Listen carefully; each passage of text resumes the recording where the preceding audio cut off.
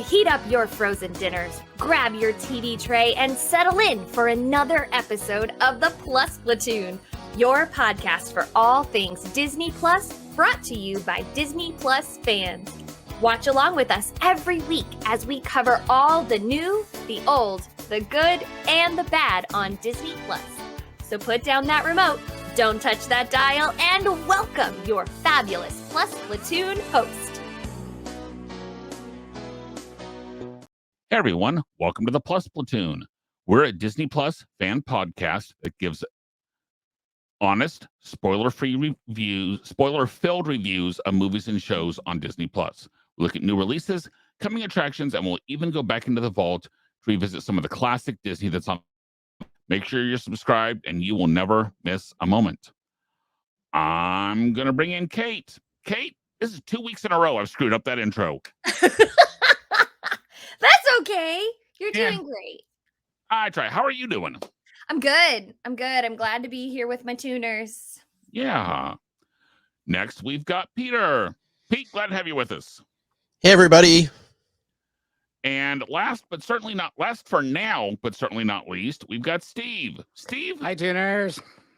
Hey, guys, if you've not already, please like, subscribe, share.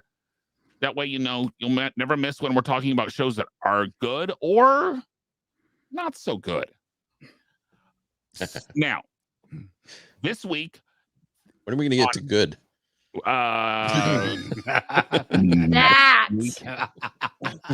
That. Sorry. So, with the Tron Light Cycle Run ride opening at Magic Kingdom in Walt Disney World on April 4th, we decided we were going to look back at the original Tron movie, released in 1982, and was very influential for its time. It was one of the first times where the excessive use of like computer video game graphics in a movie was very revolutionary. It has, and I am completely blanking on his name. Jeff Bridges. Jeff Bridges. Thank you. I was thinking the dude is a user, which we all knew that. But in this, the idea behind it is that there is a master control program that has kind of taken over like HAL in 2001: A Space Odyssey. So, and there's a set of programmers that have essentially gotten kicked out of what they really wanted to do. And this master control program is taking over other programs. And inside it, they are actually personified as characters. And the idea behind it is that the master control uses them for essentially gladiator games. And when he kills them, he takes their power. The Jeff Bridges character, it reminded me a lot of Free Guy, to be perfectly honest, where the guy in charge is taking credit for something someone else did. So the Jeff Bridges character is about to get the information that says that he is actually the one that created all these programs, when the computer itself shoots him with a laser and digitizes him into the game or into the system. There, he's manages to kind of shift it a little matrixy for me then, because eventually he realizes he can actually manipulate and control the space that he's in. But it says something, guys, when this movie is most remembered for about a minute and a half scene of the light cycle races. That is all. That's pretty much, you ask someone about Tron, oh my gosh, it's the light cycle races. The guys racing the motorcycles in the video game. So, Pete, I'm going to go to you on this one as our most experienced Tron viewer. What made this movie user friendly? Yeah, I'm not sure why I'm that, because we were talking last week that somehow I had never seen this movie, even though I was probably old enough to have seen it. It was a fair assumption on my part. When it was, it came out in 82. I would have been 12, but for some reason I never saw it. I think because I'd heard that it wasn't very good. And that kind of holds true. But I've seen the sequel. We went and saw the sequel, which is clearly, that's about 10 years ago now, I think, or something like that. The sequel came out. Still not a great movie, but better. Well, anyways, let's talk about what's good about this movie. I think for its time, the story, I think it was a fairly clever story idea. It was fairly early with computers, and to have this concept that the programs within the computer are personifications of the people outside the computer. Almost all of the characters in the real world are represented by characters. I shouldn't even say almost all. I think they all are. They all are, yeah. David Warner, who's the bad guy, the CEO and the guy that stole Jeff Bridges' video games, is also he plays both the master computer and he also plays the leader of the gladiators or whatever. And then the four other actors, including like a senior programmer guy, they all appear in the program. I thought that was kind of ahead of its time. Some of the computer graphics for its time were probably pretty advanced. I guess it's hard to look at it now and say that, but yeah. And that's all I got. So what do you got, Steve? I would say I saw this when I was 12. The computer graphics, I remember being blown away, seeing it on the big screen, like cycle race, and just overall graphics, like something that we have never seen. It was amazing. I don't remember what I thought about the story, and we can talk about that later. It was the graphics and this idea back then that computers were sort of new. Arcades were definitely in. So seeing the reference to Pac-Man was very cool because everyone recognized what that was. It was the graphics. I mean, we were talking earlier, I could sort of match it up with seeing Avatar for the first time, seeing the computer, the visuals of that. This was such a wow factor because nothing like it had ever been seen on the screen. Okay. Yeah, for me, I was born in 1980, but I still have enough of that retro video game nostalgia that it did hit on that for me. I wonder if they actually got permission to use Pac-Man or if they just kind of stuck it in there. But so for you, it would have been the Avatar. To me, I would have likened it to those of us who remember seeing Jurassic Park for the first time and seeing the dinosaurs on the screen. At the time, that was, oh my gosh, there's dinosaurs on the screen. Or even to reference something else we've talked about here on Disney Plus, the ballroom scene in Beauty and the Beast. That the computer sweep up through the chandelier. Just some of those video graphics, but the nostalgia on that for me worked. Kate, how about you? Okay. So I went into this wanting to like this movie. I went into this hoping, to just full transparency. If you haven't read the book or seen the movie Ready Player One, I kind of went into this thinking it was going to be like a Ready Player One, and it was not. But I enjoyed the very beginning when we weren't in the grid, and it was just very nostalgic of more or less my childhood. It was a little bit before my childhood, but it reminded me of like the arcade games and just the same sort of style. What year was this movie? Did this movie come out? 82. 82. Okay, so I was born in 88. So it was a little before my time, but the style was still relatively similar. And I enjoyed that. I really enjoyed that. That was kind of like a nostalgia.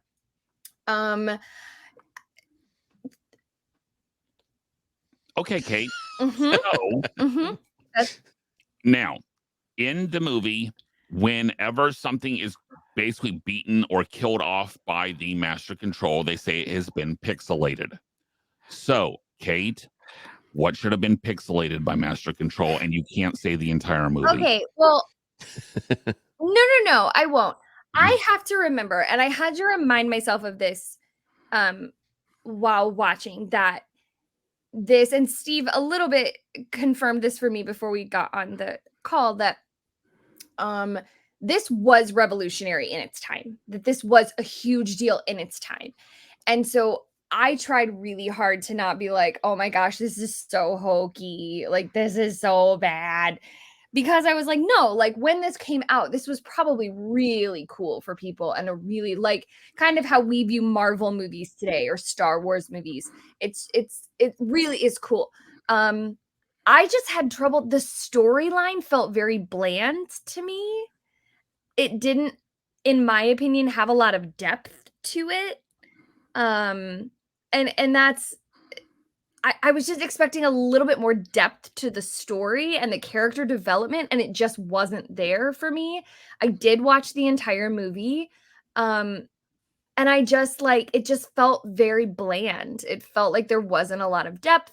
There wasn't a lot of character development. And that's hard. That's hard. I mean, ignoring like all of the somewhat dated CGI and all of that kind of stuff. I couldn't. I'll be curious to know if anyone else felt that way, or if I just was having trouble getting into the storyline. Oh shoot, there was one other thing I was gonna say. What was it? I didn't think that I think they did as good as they could. The storyline was lacking. I think that when they created the movie, they were relying on the wow factor from the CGI and technology of it, which was probably a wow factor then, as was Jurassic Park when Jurassic Park, or Jaws when Jaws came out. I didn't see Jurassic Park as a kid because that movie was terrifying. Oh, it's scary. It is still scary, and that movie still holds up as very scary. Which, Derek, it surprises me that you like that movie, because you don't like I never said that. I did not say I liked the movie. I said I thought the visuals were amazing. Oh, okay. Got it. That's fair. What movie? Jurassic Park. The original. So I wanted to like this movie. I went in with really high hopes, understanding that it was made in the early 80s. Personally, I don't think it held up, not because of the technology, but because the storyline is just bland. So, Pete, what about you?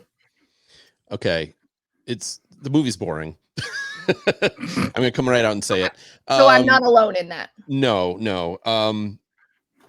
The other thing I want to say is that you were saying, like, oh, it was really revolutionary for its time, and it was kind of, but I do remember that, like, I was 12 when it came out, and I remember going to movies that year. I remember waiting in line to see E.T., and I remember going to see a couple other things. Rocky 3, it was that year. I saw that in the theaters as a kid, and I don't know if I saw Star Trek 2 in the theaters, but that was also the same year as Star Trek 2. Go watch Star Trek 2, The Wrath of Khan, next to this movie, and this movie looks like crap. Yeah. I'm sorry. Star Trek 2, I mean, it doesn't hold up to today's standards, but the special effects were much better. This is 2 years after Empire Strikes Back, right? And yeah, okay, this is all a lot of computer generated stuff, but the characters in their pajamas with their glowy stuff painted on them look kind of silly in this movie. The 2010 version, like, I think they were reaching beyond their grasp for this movie, and I give them a lot of credit for that. But the story moves very slowly. The effects, the CG computer effects are kind of cool, but anytime they actually, or most anytime they have the character, the people in their pajamas, I think are, like, when Jeff Bridges was trying to steer that thing. Remember that one scene where he's like, horrible. It looked ridiculous. And I think it would have looked ridiculous to an extent back then. I don't think this was I was trying to look up the box office. It was not in the top 10 movies of 1982. I don't know where it ended up sitting. I'll figure it out before the end of this episode. But I think, and last thing, as far as slow, it reminded me more of 70s sci-fi pre-Star Wars, where the pacing, a lot of early, or not early sci, but a lot of late 60s, early 70s sci-fi is really slow paced, and it reminded me of that. It wasn't as bad as The Black Hole, though. No. So, Steve, I'll let you. I'm gonna go agree with Kate. It was the story. It was a confusing story. It was a boring story. I think they're trying to be really nerdy and geeky, because back then computers were sort of the new thing. Not everyone had computers at home and stuff. And my partner and I were talking about, it seems like some Star Wars knockoff. Like some of it, this seems like just like Star Wars stuff. And then some of the romance at the end, like, really, where did that come from? Like some of the kisses at the end, like, why are you kissing now? Especially because I thought she was with the other dude. Exactly. Like, why are you kissing him? Because they were together and then they broke up, and now he kisses her at the end. Yeah. So, and because the wrap up of all of a sudden now you took over the corporation, and it was just very cheesy. And like, why would you go work for a company that has nothing really to do with video games? It's dealing with lasers. Because plot holes, boring story. Lasers. The idea behind the lasers is that they take a real object and digitize it. Okay. So it's like Willy Wonka and the Wonka vision. It's weird. Yes. And why did he never come across the orange in there? That's what I want to know. I wanted to see the orange. I wanted the orange to be like 30 feet around. Right. Yeah. How did they miss that? Yeah. Yeah. It doesn't help that the first 10 minutes are horribly boring. Is that it's been covered for the graphics. The thing that got me was you could tell it was all green screen, and it wasn't good green screen, because you could tell the light shining on it had that pixelated look of there's too much light shining on it, so it doesn't read that it's not the green screen. So that didn't work, when you know that green screen had been done much, much, much better many, many, many years before. Think Mary Poppins, if nothing else. That there's a big example. Yeah. As far as the computer taking over, I mean, for people to have, interacted with computers more recently, War Games was the next year and was such a better movie as far as a computer being sentient and taking over. Heck, this came a good 15 years after 2001: A Space Odyssey. So the whole computer taking over and not letting people do what they want was not a new concept at this point. So I'm looking at the box office, and of particular interest, it finished 26th out of 30. No, out of however many movies. So there's a lot of them, but it finished 26th over the year. What did it beat? What did it beat? Well, this is interesting. You might know. 2 weeks earlier, another little sci-fi movie opened, and it did beat this movie. That movie was Blade Runner. Yeah. That's like, you guys remember who starred in Blade Runner? That was Harrison Ford. And do you guys remember the year that Harrison Ford, okay. and Deep Impact both came out the same summer? Yeah. No, that wasn't. Exactly. That's what that sounds like. Tron did lose to Young Doctors in Love, which of course we all remember. Oh, right? Yeah. Young Doctors in Love. Yeah. Rotation. Yeah. So what did it beat? What did it beat? Well, as I said, it beat Blade Runner. It beat Blade Runner? Yes. Wow. Yep. It beat the re-release of Cinderella. Okay. Yeah, that's expected because you got a lot of matinees in there. And it beat I'm trying to see movies that you'd actually know. No. Yeah. It beat Airplane 2. Really? Yep.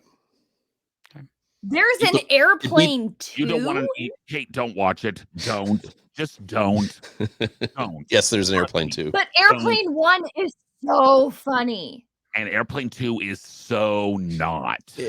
It's not nearly up to Airplane, but your bad guy. There's the one that the trip to like the moon or something. Correct? Yeah, they're going to the moon. It's okay. So I'm not missing like a cinema masterpiece. No. It beat the Road Warrior. Okay. So it beat the Dark Crystal. Yeah. But other movies it lost to: Time Bandits, Conan the Barbarian. Annie beat it. Yeah. We already mentioned Star Trek. Trek 2. An underratedly hilarious movie? Mm-hmm. Clue. I don't think it's underrated. Clue's awesome. I don't think it's underrated. Clue's no longer underrated. No. It is so funny. Trust me. If that was and Airplane and the Jerk. The Jerk is also very. Oh my goodness, funny. The Jerk is so good. That was like 2 years earlier. So. Sadly, but anyways, right, back to Tron. It made about $30 million, 33 million total gross. What did it cost? This does not say that. I can click on it and see if it says. Sorry,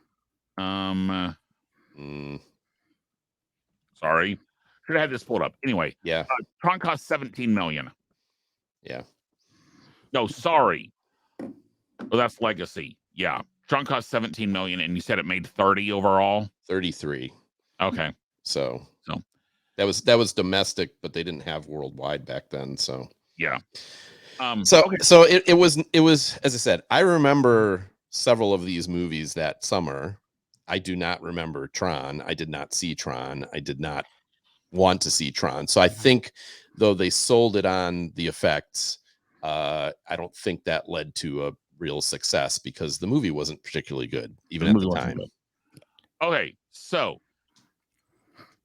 back in my childhood anyway, I'm sure Kate's childhood and definitely probably Steve and Pete's childhood, there were arcades around. They were essentially shops. I remember a couple that were in malls around where I was because that's where anything that had any kind of cool factor was in a mall.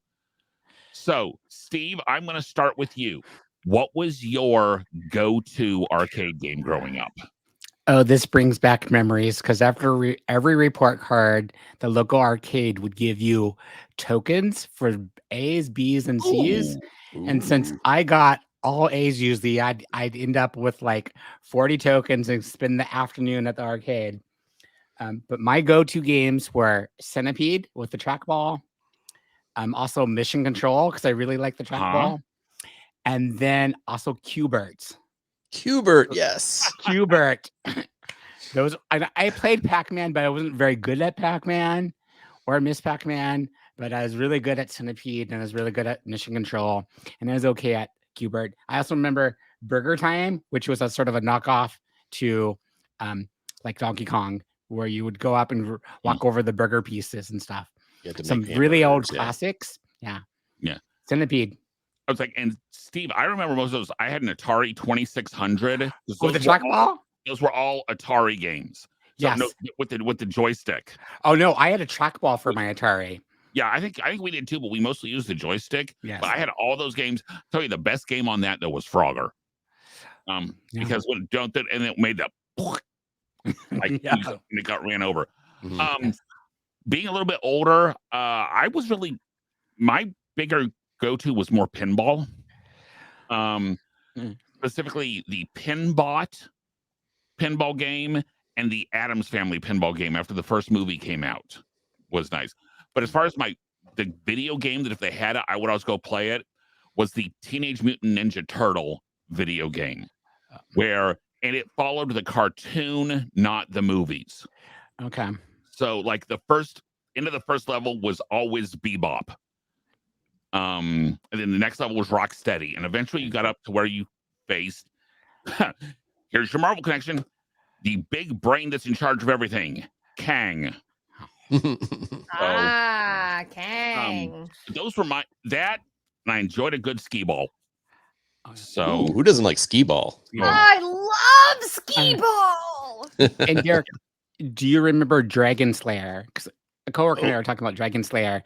So that was it never really took off, but I lost so many quarters to that game. Are you kidding? I thought Dragon Slayer was really popular. It was the cartoon video one where you had to hit it just right. You had to go left and right, and you had to do it right at the right second. And there's like this little pause, and it would load up the next video. Yeah. I lost so many quarters. Wasn't only to me, but and then there was it was one where they had like the different buckets of like you threw ping pong balls into the different buckets. And you always cheated by leaning all the way over and dropping it in the farthest one. So you got all the tickets because you got to have the bouncy balls. You got to get the tickets for the bouncy balls. The bouncy balls. Okay. Kate, what was your go-to arcade game? First, I have to comment on hearing you say the buckets with the bouncy balls makes me think of, oh my gosh. And now I'm not going to be able to remember the clown. Bozo. It was, huh? No. Oh, you're talking about the ping pong balls? Yeah. Say it again, Derek. Bozo the clown. Oh, that was the clown. Yeah, that made me think of Bozo the clown because I was an avid that was what I did in preschool and kindergarten. Is I would eat my breakfast on my Ninja Turtles little TV tray. I would eat my cereal and watch Bozo the clown, and I loved Bozo the clown. And they had the little buckets with the ping pong balls. So that's what that made me think of. But for me, my quote unquote arcade experience was we would go to Pizza Hut, and at Pizza Hut, the Pizza Hut we had 41 had some arcades. Pizza Hut was originated at Wichita State University. Thank you very much. It was. So anyway, so we would go to the Pizza Hut and I'm going to date myself a little bit here. We would go to the Pizza Hut when we had our book it. We would have our book it. I bet I know what game it was too. Go ahead. Well, so the ones that we would play, we did play Pac-Man was one, and then there were two pinball machines, and I think I don't remember 100%, but I think they were Teenage Mutant Ninja Turtles and 007.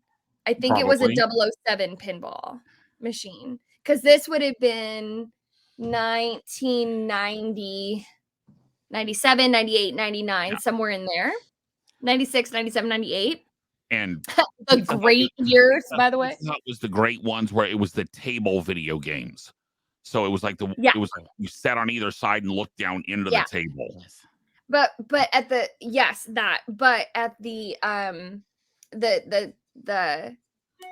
oh my gosh, the Pizza Hut that I went to, it was mostly pinballs. Okay. And I was so bad at it. Like I was just hit this button as hard as you can, even if the ball is nowhere near you, hit it as hard as you can to make yourself look cool. So and this was when you had to put one coin in to play pinball. Yes, not 3 or 4. So so that was kind of now I had, this was at an arcade. We had a Pong at home. It wasn't I don't think it was Atari. Yeah, it was. It was Atari? It would have been Atari, yes. Okay. So we had Pong. And I would play that. And I was also very bad at it. You had a Pong gang in the 90s? It was my mom's. It was my mom's. Commodore 64 in the 90s. So yeah, it was a Pong. I don't think it was Atari. Well, it must have been. Anyway, so we had that in our basement. So I would play Pong. I didn't play it very much, but I'm very curious if my mom still has that. Probably not. But anyway, so that was kind of when it comes to arcade games, that was the Pizza Hut on the Friday night when you took your book-it and you got a free personal pan pizza. Oh, God, the good old days. It was great. Pete, what about you? I'm going to reminisce now, too. Right. We had a strip mall that had an arcade, and then just like three doors down from it, there was actually the $1.50 theater that it only had 2 screens.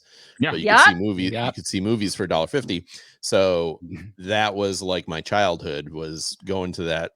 Taking like $10 or $20 at the arcade, which you could play for a pretty long time for that, because everything was only a quarter back then. Especially if you were any good at it. And then go to the $1.50 movie theater and see Indiana Jones and the Temple of Doom for the 11th time. Yep. But my go-to games, I think I played quite a bit of Donkey Kong and Donkey Kong Jr. I remember playing Asteroids quite a bit.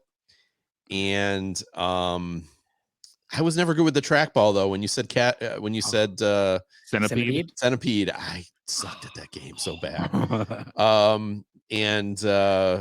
The other game I like to play a lot was Joust. And for younger people, for younger people, if you want to, awesome. If you want to think about Joust, did you see the Super Bowl halftime show with Rihanna? That was basically a Joust game. Yeah. Except with ostriches. You are so right. Oh, I love Joust. I forgot about that one. Yeah. And I don't know how we've gotten through this without mentioning like the one where you knew the guy had way too much. It was more fun to watch someone who was really good at it. The original Mortal Kombat game. Mortal Kombat! Someone who was good at Mortal Kombat was almost more fun than playing it yourself, because you knew now what are the combos. Well, I don't know what the combos are, but he knew all of them, and it was just when they said finish him. So here's what's hilarious is like I didn't go because I was born in '88. I didn't go to set arcades. Right. We had like in every restaurant we went to, there was a little arcade. And so it's so funny because you all said, what was your favorite arcade game? Well, my brain went to pinball at Pizza Hut. You say Mortal Kombat. And I'm like, oh my God, of course, the Mortal Kombat that was at Angelo's, which was like this little family owned restaurant that still totally exists. I'm just like, oh my God, of course, Mortal Kombat. Did I ever play it? Absolutely not, because I was so bad. But yeah, when they were like, fight, and then they were like, finish him. Oh my God. It's so funny that I just equate all of that also to food. Or the machines that have like 6 different games in them, but like only one of them ever worked. Yeah. What does it say? Don't you guys wish that we could read books now and get free pizza? Oh my God, please. Oh. Okay. As I said originally, we chose this movie because on April 4th is the official opening of the new Tron ride at the Magic Kingdom. It is already in Shanghai, at Shanghai Disneyland, and it has been going through multiple weeks of soft openings and previews, etc. Pete, I'm going to go to you. You looking forward to the ride? Well, I look forward to every new ride at Disney World, though admittedly after I wrote it, I no longer looked forward to the Guardians of the Galaxy coaster, but I definitely am looking forward to this. I've seen it for a long time, in videos from Shanghai. Well, and it's been at Disney World for like 7 to 8 years in construction. So right, they actually announced it in I think 2017 or something like that, or 2000, something like that. So it's been now. Admittedly, they shut it down for like a year with COVID, but it still has been ridiculously long. Yeah, they built Magic Kingdom in a year, right?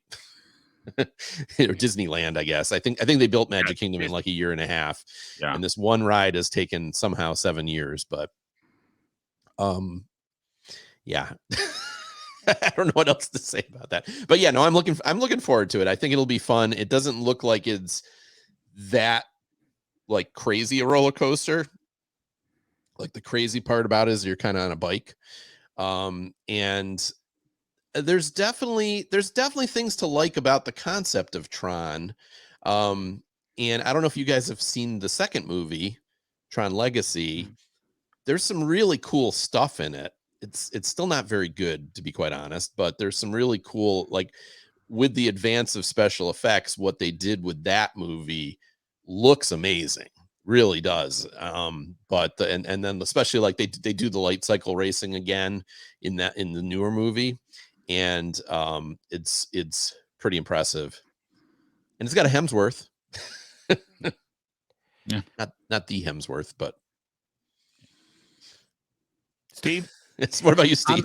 I am looking forward. It's not going to be for a few years because Florida's not in our rotation of trips. I'll be riding the one in Shanghai, not Shanghai. Yeah, Sorry, Shanghai. I'm going to Tokyo first. So that's sort of the next big Disney sort of trip is to go to Tokyo before I get to Florida. That's cool. So I'm looking forward to it. I love roller coasters, so I'll definitely be there when I get there. Derek. Okay. Not especially, to be perfectly honest. First, I have huge issues with Disney's lack of size-friendly attractions. You took the words out of my mouth, Derek. Well, yeah, but as a person of size, I figure I had the right. So your size is that you have to make sure if you aren't this tall, you can't ride. Hey, I'm going to be indignant for Kate on that one. That's a bazinga. Avatar. I have people in my party that I always go with that were not able to ride Avatar, the Flight of Passage. The lap bar at Seven Dwarfs Mine Train totally sucks if you have any kind of width on your legs. First, I don't know why they're doing individual lap bars. I mean, I realize they're probably safer, but they're not as inclusive. Yes, I understand that there is essentially a sidecar at the back of a couple of the trains for people who cannot fit on the actual cycles. And it has been reported that eventually those will be on the back of every train because there's enough people doing it. But if just because you're a certain size or just because you have accessibility issues, to make you wait through the whole line and make you wait an extra 30 minutes is, to me, really not acceptable.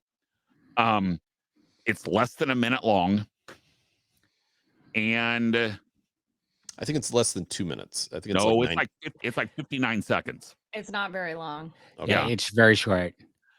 And it will be one that I will wait in a virtual queue for. I will not pay for the individual lightning lane for me personally. And honestly, it reminds me a lot of the hype around Seven Dwarfs. That it's this hyped up super roller coaster that I like Seven Dwarfs. Seven Dwarfs is two barnstormers with a 30-second dark ride in the middle. I don't like Barnstormer. I like Seven Dwarfs. But to me, Disney has really missed it. I mean, I understand not going a super loopy coaster at Magic Kingdom. I kind of get that because it's the whole family friendly portion of it. Mm-hmm. But to have built it up this much and have a good chunk of your population that cannot get the true Disney Imagineered experience is a huge miss for me. It does seem, I mean, we're getting off on a tangent a little bit, but it does seem weird that you wouldn't consider that the American population is people in Shanghai. Yeah. That you wouldn't have redesigned the cars in some way. But I don't know. From my perspective, I'm not a small guy either. I have a lot worse time at Universal than I do at Disney. Oh, yeah. I can ride pretty much I can ride everything at Disney without too much of a problem. I agree that Seven Dwarfs is tight. Especially if you have a backpack. Yeah, well, if I just have my front pack. Well, yeah. Can I chime in as a little person? Yes. Sure. As someone who has always been very, very, very thin, I don't like that this ride feels very exclusatory. Have I ever been excluded from a ride? No. And Derek, I'm so glad to hear your point of view because I would think that separate lap bars would be a good thing. Because as someone who is really small, sitting next to someone who is bigger, I never felt safe because I can only speak for like Six Flags. Yeah. Because that Six Flags are Worlds of Fun because that was the only places we could go. I never felt safe because I would sit next to someone whose thighs were 4 times as big as my little teeny tiny thighs as a 10-year-old. who technically was tall enough to ride the ride.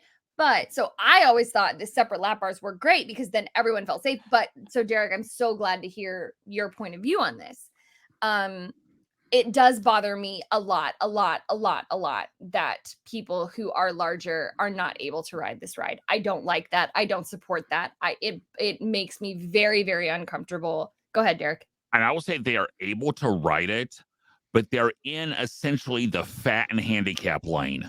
Yeah, see, that's not okay. And I guess my question is, why can't all of the and I haven't ridden it. I live here and I have not ridden it. I don't know anything about the ride mechanics, but would it be that hard to have all of the cars be that? Then they're not light cycles. I don't care. Well, I don't care. Like that. I have a big issue with body shaming, and that feels very body shamey to me. Oh, huge. So it's just I have been very, because I've watched a lot of my friends who are still cast members who have ridden it and made several comments about the size of things, and that bothers me a lot. It also bothers me a lot that you have to put your things in a locker for this one, when you don't have to put your things in a locker for Rock and Roller Coaster that goes upside down, but you have to put your things in a locker. But like you got like Universal where you have to put your things in a locker for everything. So true. You know, I don't mind that much. Because I get why, because you're sitting on a roller coaster. Where do you put your bag? You can't leave it on your back. You can't put it by your feet. I would like to ride this once, kind of like how I wanted to ride Cosmic Rewind once. Pete got to experience that with me. I will never ride Cosmic Rewind again. I would like to ride this once. My guess is I will probably like it. I don't think this one will make me motion sick like the others. But I do have an issue as someone who doesn't really have problems fitting on rides. I do have an issue that it isn't more inclusive, and go ahead, Derek. And yes, I understand Disney has put test vehicles out at the introduction to like Avatar and those kind of things. Why do those have to be in the public view? So you get someone to sit on there and, oh no, ma'am, I'm sorry, you can't sit on that in front of everyone. Yeah. So, okay, as we always do, when we watch a movie, for good or for bad, we give it a pixie dust rating out of 5. Kate, you lead us off. Okay, well, can I ask a question first? Yep. Because this is hard for me, because I know mentally that the CGI and the graphics were like groundbreaking. No. Rate it right now. Rate it on how much you enjoyed it. This watch. 1.5. I don't think you're going to be embarrassed. So sorry. No, I don't think you're going to be embarrassed by that. I'm giving it a 2. I'd never seen it before. I found it interesting to watch. Nothing about it made me ever want to watch it again. And I would probably rewatch the sequel, which again was not a great movie, but it was better than this. That's all I got to say. 2 for me. What about you, Steve? It's a 2 for me. It was a boring story. I mean, it brought back memories, but it's a 2. A 1.5, and that's a pity 1.5 for me, to be perfectly honest. Oh, thank you, Derek. 1.5 because I was interested. The nostalgia that the graphics brought back to me made it up to 1.5. Guys, this is not a good movie. I noticed no one reminisced the Tron video game. There's a Tron video game? It was the biggest thing in the world. I remember, Really? Yeah. Did it come out after the movie? I'm very close. It was it had the light cycle game. It had the big rectangle ships. You had to shoot at the big rectangle Demonators ships or something. Yeah. And then there was third thing. There were like 3 kind of different parts to it that were very different games. Okay, sorry. Okay, Gina's chiming in here. Gina, what was the third part of the game? The disc. You had to throw the disc. Oh, right. The light. disc. Yeah. Okay. Yeah. Anyway. Is it just Gina's chiming in, everyone. Gina, welcome, Gina. or Thanks. did the light cycle game remind you of Snake on like the so old- much like It was Snake. Snake. It So was much Snake. like Snake. because you couldn't hit the line. Yeah. Yeah. Right. Yeah. Yeah. So okay. Oh, Guys- an interesting piece of trivia on the discs, right? They were frisbees. Yes. Oh yeah. Yes, they were. They just yeah. went out and Really? bought frisbees. They Yes. went out and bought frisbees and they painted them. Mhm. but it was funny because I was like, wow, they didn't effectively make them not look like frisbees because they completely looked like frisbees. Right. So, Kate, we will talk to you at Disney Plus News because you did Yeah. not watch. Sorry, y'all. Okay. Gina, so I'm going to go ahead and start off with you. Mandalorian Chapter 20. None of us like Chapter 19. Is Chapter 20 any better? It's better in the fact that we are now on the book of Bo-Katan. That's what we're doing, friends. This is the book of Bo-Katan. Anyway, it's all about her leading this pack to get the boy who was snatched up by that dragon bat thingy. I don't know what bird, bat, whatever. I don't know what that was. So this is, I think Bo-Katan's going to be our star. She's going to be the leader of Mandalore and take her rightful place. And I think we're leading up to this. She's got to fight everybody. I think she's going to take down the armorer sometime. That's my thinking. And then this Grogu situation with his past, I was not a fan of that. I was like, why do we have to see the Order 66 again? I'm tired of Order 66. And then it takes me back to the wrong show. I'm like, this should be in Bad Batch. Anyway. So this was, again, the book of Bo-Katan, and I hope it continues. And then, because I don't care about those other people, let's finish the book of Bo-Katan and be done, and it can be the Mandalorian Bo-Katan. That's it. Pete. Yeah, I liked this episode more. Again, this season is by far my least favorite of the 3 Mandalorian seasons so far because it's very hodgepodge. This story took a long time to start moving in any direction consistently. I did like this episode because it focused on the story, and I think, as you say, we all know it's kind of going to be about Bo-Katan, but it's like how she ingratiates herself with these people of the Watch or whatever they call themselves. So I think it's very interesting. I like that they explained how they eat, because that was something that was really bugging the hell out of me. So so I'm glad that they explained that. And that overall, I really like the story. I was I don't know if anybody else thought this, but like the whole flight with the monster bird, the effects are really, really good, man. I mean, like I thought it was like really sharp. Like you couldn't really tell what was CG, what was people in front of a green screen, and I just thought it was really well done. So I enjoyed this episode probably the most so far, and it was short and had no filler, which was also nice. So Steve, Same thing. I love the little mini battle with Grogu. When we're watching it, was either this is going to go really well or it's going to go really bad.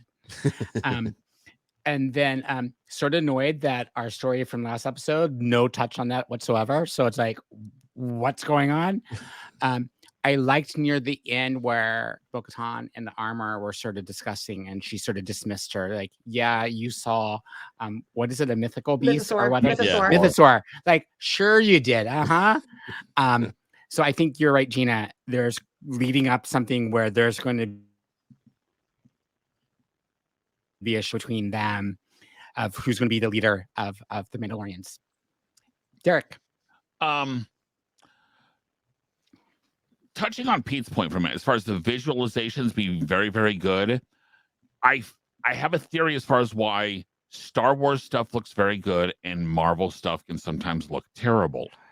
Part of it is we are accustomed and trained that Star Wars is in another galaxy. It's nowhere that we know. Marvel is, in theory, in New York State. right? So we are expecting that to look like something that could really happen. Star Wars, we know is not going to really happen. So these crazy creatures can look however they want to. Right. Well, this is true. Yeah. I think that's part of it. It was interesting, touching on what you said, Steve, as far as her brushing her off until the very last sentence that she said of, you know what? I took it to feel like, yeah, you're right. The mythosaurs are alive. There are some down there. Yeah. Just the way she said this is the way at the very last time she says it is like, okay, yeah, you did see one. Now what are we going to do about it? Type thing. So other than that, guys, this is such a boring season. Oh my gosh. This is terrible. This was hyped up to me. Mandalorian is the best thing Star Wars has ever put out. This season is not. Until this now. Season is not. Yeah, Until now. Andor was better. Now Bad Batch is the best. I would agree. Andor was better. Andor was definitely better than this season. Had moments that were slow. Yeah. Yes. But this is, you knew something, you knew Grogu was going to start building his armor up. I mean, you knew it was going to be shot 1, shot 2, and all of a sudden, okay, kids, show them what you can do, and then bang, bang, bang, bang, jump, five. Yeah, you knew that was coming. That was the cutie part. They're just telegraphing so much this season that very little is surprising. I just didn't need that Order 66 thing. We don't need that flashback again with, who was it? It was, what's his name? It was Jar Jar. Jar Jar Binks. It was the actor that played Jar Jar. Yes, and he's from Naboo, and I was just like, I can't with this guy and the thing. Oh, it was terrible. If this has what? Okay, how many episodes is this? We're in 4 in. We're halfway. I think it's 8. Yeah. This is halfway, so there's 4 more. Oh my gosh. Wrap up the Book of Bo-Katan. That's what I'm watching this for. That's what I'm watching it for now. Right. Wrap up the story. But it was short. It was short. Yes. If they're going to keep the episodes like this, they all need to stay this short. Yes, I concur. Because if not, we're in trouble. Okay. All right. So, Kate, since Kate is there. Okay, Kate, let's bring Kate back in. And Kate, we've got some Disney Plus news. What do we got this week? We do. Okay, good. I'm not muted anymore. We do have some Disney Plus news. First off, as expected, the entertainment division of the Walt Disney Company is taking the brunt of the first round of layoffs that were previously announced. CEO Bob Iger has said the company will be reducing the overall amount of general entertainment it produces instead focusing on brands and franchises. Including, I just saw a report, Jeffrey Epstein has been let go. So, the guy that died in prison? No. In charge of did a lot of D23 stuff. Oh, okay. But there's another one? Yes. Oh, okay. Jeffrey R. Epstein, VP of Corporate Communications. So, but Hulu people, Freeform people, FX people, a lot of the double people have gotten let go. See, and this is tough for me, even though I think they mean entertainment as not like entertainment in the parks entertainment. He has said it will not be frontline parks people. That's good. But that is still a little triggering to read as a frontline entertainment cast member who was laid off. But man, that sucks. It just sucks because this is an entertainment company, This is round 1 of 3. I know.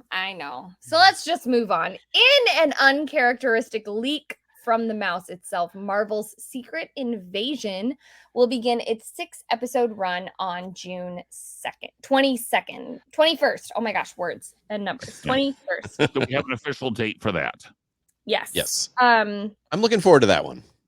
Also, if anyone is curious as to Kate and Casey's journey through the Marvel Universe, we have 4 episodes left in the final season of Agents of S.H.I.E.L.D. We then have the Runaways season, either 2 or 3, and then we are into Endgame. Wow. So then we start with WandaVision and everything that we have watched here on Disney Plus. So wait, some of the Agents of S.H.I.E.L.D. is post Snap? Season 6 and season 7 are post Snap. It really doesn't. But there's like a lot of time travel. Yeah, it doesn't involve it. I do enjoy this season of Agents of S.H.I.E.L.D., the final season, as it travels through time. So they go back to the 1930s, then they're in the 50s, then they're in the 70s, then they're in the 90s. So I actually do enjoy that. This season has been quite interesting. This last episode we watched was all about a time loop, which isn't the same as Tron, but like it had me thinking a lot with Tron. Didn't Star Trek Next Generation do that? Probably. I've Every never Star watched Trek's Star Trek. done it. Yeah, So, fair enough. Yes. Anyway, if you're following along or care at all about my journey through the Marvel Cinematic Universe, complete with television shows, it has taken over a year and a half, but we are getting close to Endgame. So here we are. Next up, continuing on, Vincent D'Onofrio, who played Kingpin in the MCU, has said that there are plans for a Daredevil Born Again season 2. That many plans will be put into action. They do not yet have any release information about season 1. Y'all, I'm nervous about this. I'm nervous about this. I have 2024 for season 1 of Daredevil Born Again. So I'm nervous about this because they did Daredevil Nasty on She-Hulk. Everything about She-Hulk. Yeah, was nasty, She-Hulk so. was not. They did him dirty, so we'll see. We'll see. I'm not holding my breath. I hope it's different writers. We'll see.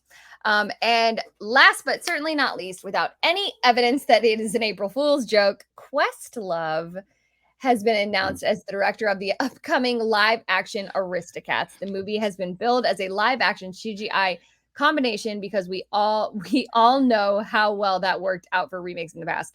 There are some things that should not become live action. And that's just about any Disney animated. That's any Disney animated. You know what? No, hold on though. Any Disney animated that is about animals. No CGI animals. I agree. No CGI animated. I think there is a possibility that you could do a live action of the original The Rescuers, and it might be okay. Ooh, how are you going to do the mice though? They can't be mice. You can't CGI mice. The Aristocats, there are no humans. Yes, no, there's Edgar. Yes, there are, the butler. The Edgar, which is so funny because a very good friend of mine who works for Disney was a performer with me forever. Older than me, just wonderful. And I always called him Edgar because of the Aristocats. Anyway, but yeah, why are we continuing on the live action path? It hasn't worked. It has not had a blockbuster. The only thing I will say in its favor is the Lady and the Tramp live action that came out when Disney Plus first came out is not terrible. I didn't even know that came out. Yeah. Cinderella wasn't terrible, like 2014 Cinderella. Except that Cinderella was different. Slightly, not that different. Not that different. It had the blue dress. That's why I figured it. And it was Disney. Yeah. The Rodgers and Hammerstein live action Cinderella is better. Yes, but I'm just saying for Disney's live action, the only one is 2014 Cinderella, in my opinion. Actually, let's just not do any of them. True. And there's a reason we haven't addressed very many of them on this show. Yeah. Because for the most part, you made us watch Pinocchio though, and I still don't forgive you for that. Freaking the cat! The cat, and that was so bad. But Cleo wasn't terrible. The fish wasn't terrible. The fish wasn't terrible, but the cat. No. The cat was horrible. Everything else was horrible. Oh yeah, everything else was horrible. So again, if anybody's listening, do not Netflix watch Pinocchio. it. I did not listen, and I watched. Do not watch this. Go to Netflix and watch Guillermo del Toro's Pinocchio, which just won Best Animated Feature. Well deserved. If we are ever going to go off Disney for an animation, I would really suggest that we do that movie because we did the Disney one, and to see it done well would be great. Yeah. So. Okay. Well, Kate, thank you so much for the Disney Plus news. Next week, because we have had a series of clunkers lately, and I mean terrible shows, like stuff that like there may be one or two higher rankings somewhere in the lineup, But for the most part, the last 6 or 7 things we have watched have been terrible. So we're going to watch review a series that all of us have seen parts or all of, and all of us, spoiler alert for next week, all of us enjoy. It's a series called Prop Culture. It talks about the props from different Disney movies. There's multiple episodes. There's a Tron episode. There's Mary Poppins. There's Who Framed Roger Rabbit. There are multiple episodes of these. Will admit, I've not watched all of them yet. Every episode I have watched is very, very good. So next week we will be reviewing Prop Culture. Spoiler alert, it's going to be a very positive review from us for the most part. Yes. Yes. And there is a Tron episode. And we will make sure we watch the Tron episode. Yes. But that is better than the movie. That doesn't take much. So that's next week, Prop Culture. We will also be continuing our slog through the Mandalorian universe. Only 4 more. Yeah, that's a threat. Oh my gosh, there's 4 more. We still have another month of this, guys. Guys, we do have actually a couple openings coming up in a couple weeks where we don't have anything to review yet. So if you have suggestions, please email us at plusplatoon@gmail.com. Message us on Facebook, Twitter, Instagram. We get all your messages. We take everything into account. Have had a couple people message us lately. Really want to touch out. Thank you so much for those of you who have messaged us. We appreciate the feedback. Keep it coming. There's something you'd like us to review. If there's something you think, oh my gosh, never ever review this, let us know that too. And we will put that out there that we've had fans say, no, don't do this.